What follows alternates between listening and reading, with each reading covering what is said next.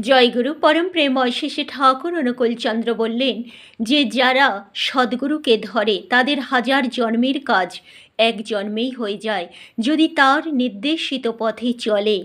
তিনি যেমনটি বলেছেন সেইভাবে সদ্গুরু গ্রহণ করার পর সৎকর্ম ইষ্টকর্ম নিয়ে মেতে থাকে, মানুষের মঙ্গলের চিন্তা করে।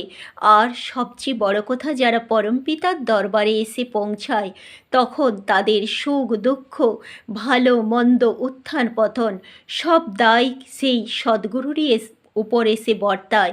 তখন তাদের কিন্তু মঙ্গলই হয়, তারা মঙ্গলের কোলেই অবস্থান করে, কোনো অবস্থাতেই তাদের অমঙ্গল স্পর্শ করতে পারে না।